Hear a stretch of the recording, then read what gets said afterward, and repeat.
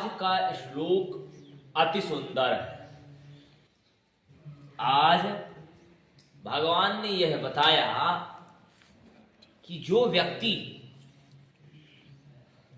ये जना पर्युपासते, पंक्ति देखिए, माम ये जना पर्युपासते, माम मतलब मुझको, ये जना मतलब जो लोग, पर्युपासते मेरी उपासना करते हैं।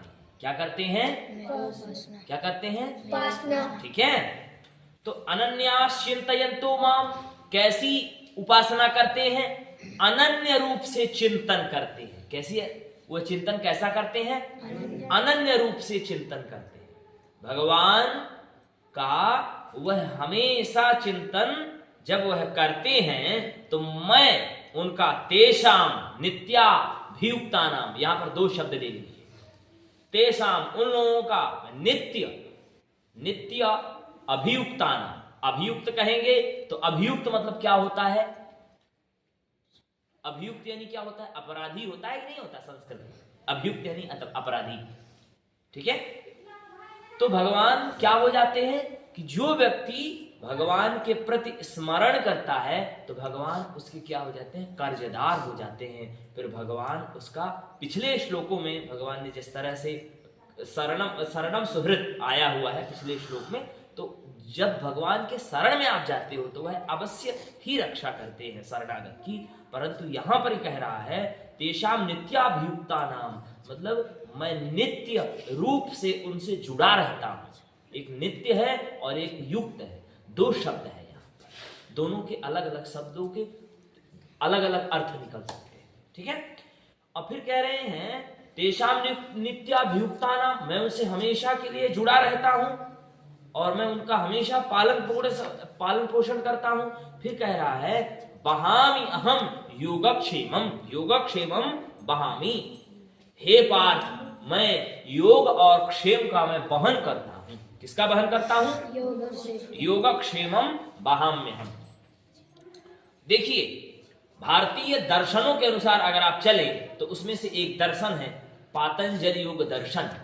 तो पातंजल योग दर्शन में कहा है योगः चित्त वृत्ति निरोधा, योग यानी चित्त और वृत्ति का निरोध कर देना।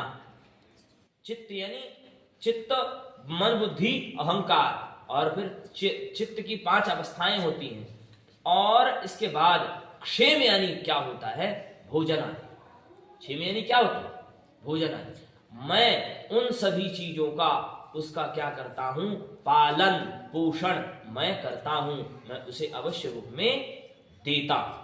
कौन व्यक्ति? जो अनन्य रूप से, जो लोग मेरा भजन करते हैं और मेरा ही हमेशा पूजन पाठ करते रहते हैं, मैं उनका कर्जदार हो जाता हूं और उनका मैं नित्य उनके योग और क्षेम का यानी कि तप का और उनके भोजन दाना पानी का मैं क्या करता हूं? वहन करता हूं। बहामि अहम, यह भगवान की क्या है? प्रतिज्ञा है। अनन्य रूप से जो भजता है, ऐसे नहीं कि थोड़ा सा जो भजे, स्वार्थ रूप से नहीं। भक्तों की भी 4 कैटेगरी भगवान ने बताई ना, एक होता है आर्थ, एक होता है जिज्ञासु, और एक होता है अर्थार्थी, एक होता है ज्ञानी। योगी क्या है? ज्ञानी। अर्थार्थी कौन है? जो पूरा दिन रटे भगवान हमें गाड़ी दे दो। और फिर एक होता है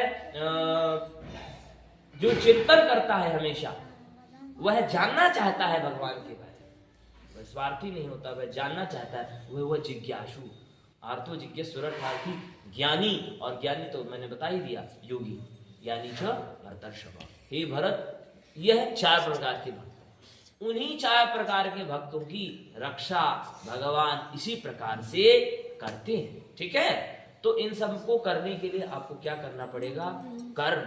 कर्मण्येव अधिकारः। आपका अधिकार किसमें है? केवल कर्म में है।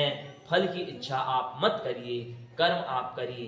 भोजन आप जैसा आप करेंगे वैसा आपका पेट होगा। ठीक उसी प्रकार से आप जैसा आप कर्म करेंगे वैसा आपको फल मिलेगा, ऐसा समझिए। अनन्याश्चिन्तयन्तु माम् ये जनाः पर्युपासते तेषां नित्याभियुक्तानां योगक्षेमं वहाम्यहम्।